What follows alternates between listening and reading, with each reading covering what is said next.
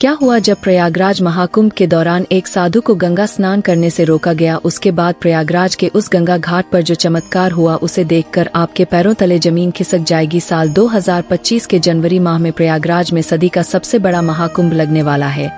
यह महाकुंभ हर 12 साल में एक बार लगता है, यानी इस महाकुंभ का बहुत अधिक महत्व रहने वाला है, क्योंकि इस दौरान यहाँ आकर भगवान के दर्शन करने का और साथ ही साथ गंगा नदी में स्नान करने का बहुत महत्व रहता है। इसी वजह से देश और दुनिया से कई लोग प्रयागराज के इस महाकुंभ में पहुंचने वाले हैं। लेकिन सबसे ज्यादा आकर्षण का केंद्र होते हैं वह नागा साधु जो इस महाकुंभ में शाही स्नान के लिए आते हैं। उनके लिए अलग समय निर्धारित किया जाता है और यहाँ पर उन्हें स्नान करने से कोई नहीं रोक सकता। लेकिन अभी हाल ही में जो घटना सबके सामने निकल कर आ रही है उसने सभी के होश उड़ा दिए, जहां पर एक साधु महाराज को गंगा नदी में स्नान करने से रोका गया। इस घटना के पीछे की सच्चाई वह तो आप वीडियो देखकर ही जान पाओगे, लेकिन उससे पहले क्या आप प्रयागराज के इस महाकुंभ में शामिल होने वाले हो? नीचे हमें कमेंट बॉक्स में जरूर बताइएगा और सच्ची श्रद्धा से कमेंट में हर हर महादेव जरूरत लिखे। धार्मिक मान्यताएं है कि महाकुंभ में स्नान करने से जातक को मोक्ष की प्राप्ति होती है और जीवन भर के पाप मिट जाते हैं। कोई भी महाकुंभ साधुओं के बिना अधूरा है, क्योंकि यह साधु संतों के आगमन और स्नान से ही संपूर्ण माना जाता है। देश भर से साधु महाकुंभ शुरू होने के कई दिनों पहले ही प्रयागराज पहुंच जाते हैं। इस घटना की शुरुआत होती है मध्य प्रदेश के महेश्वर में रहने वाले राधानंद जी महाराज से, जिन्होंने बचपन में ही अपने घर का त्याग कर दिया था। 9 वर्ष की उम्र में उन्हें आध्यात्म की पहचान हो चुकी थी। उन्होंने अपने घर बार का त्याग करके भिक्षा मांगकर ही अपना जीवन व्यतीत किया था। राधानंद जी महाराज रोजाना सुबह 4 बजे उठकर ठंडे पानी से स्नान किया करते थे और भिक्षा प्राप्त करने के लिए निकल जाते थे। उन्होंने अपने जीवन काल में सांसारिक सुख का त्याग करके कई तपस्याएं की और कई सिद्धियां हासिल की। वे महेश्वर के घाट पर ही निवास करते थे। एक समय की बात है जब महेश्वर की नर्मदा नदी में स्नान करते हुए एक बच्चे को सांप ने डस लिया। जब उसके घर वालों ने देखा कि वह एक जहरीला सांप है तो उनके होश उड़ गए। बच्चा धीरे धीरे दम तो रहा था, लेकिन वहीं पास में राधानंद जी महाराज बैठे हुए थे। जब उन्होंने उस बच्चे की हालत देखी और उसके माता पिता को रोते हुए देखा तो उस बच्चे के पास आए और जिस स्थान पर सांप ने डसा था वहां पर हाथ रखकर महादेव के कुछ मंत्रों का उच्चारण किया और चमत्कार कुछ ऐसा हुआ कि उस बच्चे का सारा जहर उतर गया। इस घटना के बाद से पूरे महेश्वर में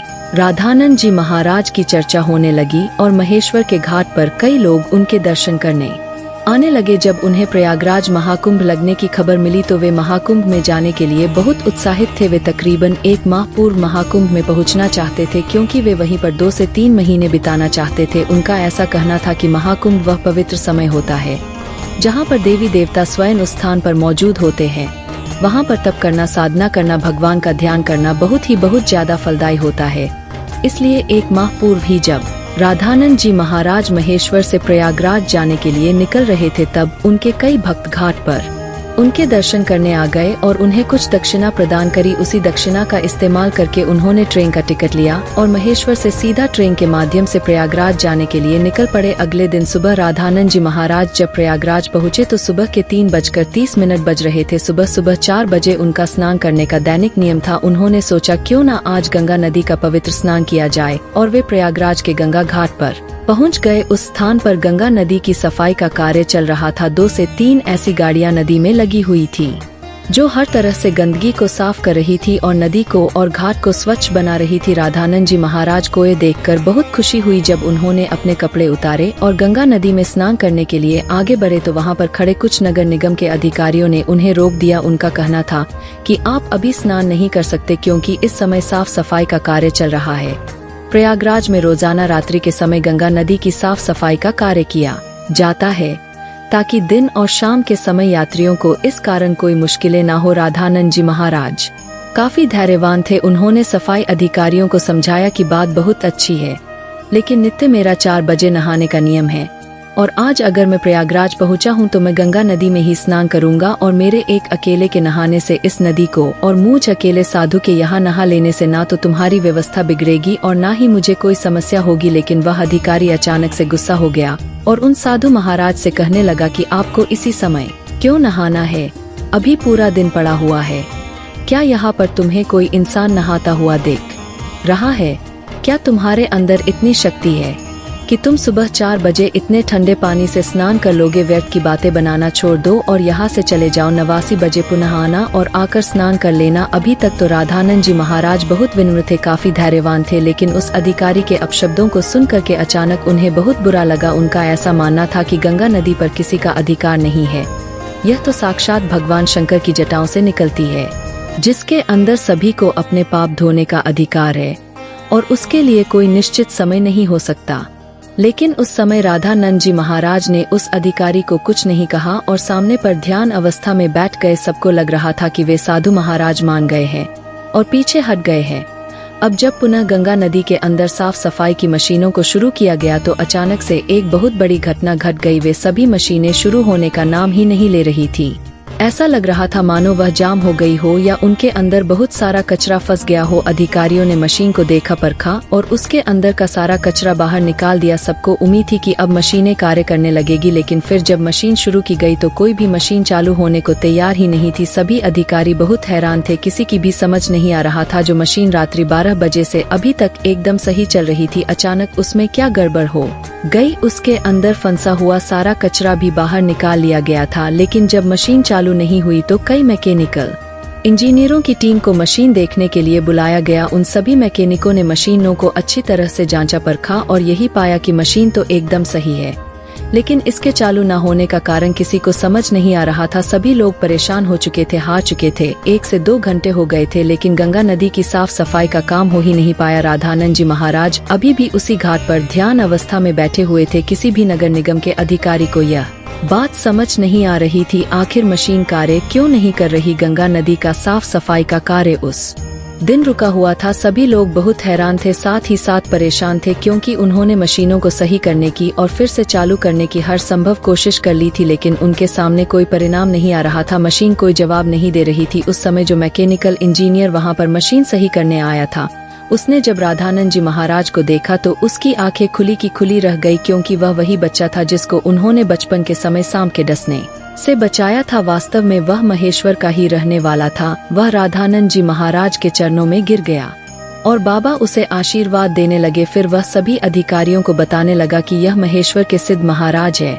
बचपन के समय पर एक बार जब मुझे सांप ने डस लिया था तो इन्होंने ही अपने चमत्कार से मेरी जान बचाई थी। तब उस अधिकारी को अपनी गलती का एहसास हुआ। वह समझ चुका था कि यह कोई साधारण साधु महाराज नहीं थे और मैंने इनका अपमान कर दिया। अगर यह अपने दैनिक नियम के अनुसार 4 बजे गंगा स्नान करना चाहते थे तो मुझे इन्हें रोकने का अधिकार नहीं था। मैंने जो इनका अपमान किया, इन्हें भला बुरा कहा और गंगा नदी में स्नान करने से रोक दिया, उसी का परिणाम मशीनों की खराबी के रूप में हम भुगत रहे हैं।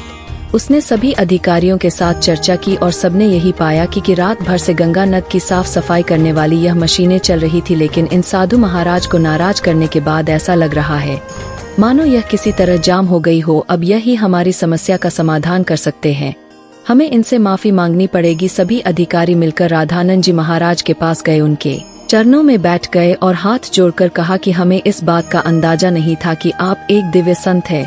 हमसे बहुत बड़ी भूल हो गई है, हमें आपको स्नान करने से नहीं रोकना चाहिए था। राधानंद जी महाराज अभी भी बहुत विनम्र थे। उन्होंने अधिकारियों से कहा कि यह जरूरी नहीं है कि कोई संत चमत्कार खोखे तभी ही उसे गंगा नदी में स्नान की अनुमति दी जाए। गंगा नदी के ऊपर साधु संतों का सबसे पहला अधिकार है।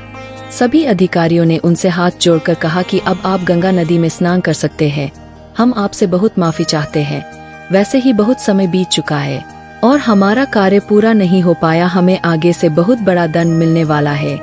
हमें तो अपनी गलती की सजा मिलने ही वाली है, आप हमें माफ कर दीजिए। राधानंद जी महाराज समझ चुके थे कि सभी अधिकारियों को उनकी गलती का एहसास हो गया है, उनका अभिमान दूर हो गया है। उन्होंने विनम्रता पूर्वक उन अधिकारियों से कहा कि तुम चिंता क्यों करते हो, अभी समय कहाँ बीता है, जरा अपनी घड़ी में समय तो देखो, आखिर क्या बजे है। जब सभीयों ने अपनी घड़ी में समय देखा तो उनके रोंगटे खड़े हो गए, क्योंकि उस समय सुबह के 4 बज रहे थे। किसी भी अधिकारी को यह समझ नहीं आ रहा था आखिर इतना बड़ा चमत्कार कैसे हुआ। आखिर राधानंद जी महाराज ने अपने चमत्कार से समय को कैसे पलट दिया। लेकिन इसके दो फायदे हुए। सबसे पहला कि साधु महाराज का 4 बजे स्नान करने का नित्य कर्म जारी रहा, और दूसरा फायदा यह हुआ कि किसी भी अधिकारी को अपने बड़े अधिकारी द्वारा दंड नहीं दिया गया। इतना बड़ा चमत्कार देखकर सभी अधिकारी उनके चरणों में गिर गए और बाबा की जयकार लगाने लगे। इस चमत्कारी घटना के बाद सब लोग उन्हें मान गए और उनके दास बन गए, जिसके बाद वे सुबह 4 बजे अपने नित्य कर्म के अनुसार वे गंगा नदी में स्नान करने पहुँचे और इधर मशीनों को फिर से काम करना शुरू कर दिया। सारी मशीन एक साथ चालू हो चुकी थी, जिससे यह प्रमाणित हो गया कि यह मशीनें केवल रामानंद जी महाराज के इशारे का इंतजार कर रही थी। जैसे ही उन्होंने अधिकारियों का अभिमान चूर किया और गंगा नदी में स्नान किया, वैसे ही फिर से मशीनें चल पड़ी। यह बहुत बड़ा चमत्कार था जो हाल ही में प्रयागराज के महाकुंभ में हुआ है।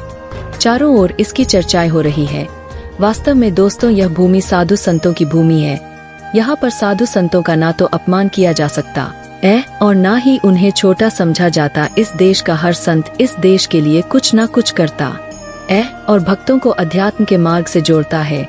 हमें कभी भी उनका अपमान नहीं करना चाहिए और ना ही उन्हें छोटा समझना चाहिए। इस पूरी घटना को लेकर आपके क्या विचार है, हमें नीचे कमेंट बॉक्स में जरूर बताइएगा। अगर वीडियो आपको पसंद आई हो तो लाइक जरूर करें, साथ ही चैनल को सब्सक्राइब करके बेल आइकन को प्रेस कर ले, ताकि आपको हमेशा ऐसे सत्य चमत्कारिक घटनाएं देखने को मिलती रहे। अभी के लिए आप सभी दर्शकों को हर हर महादेव।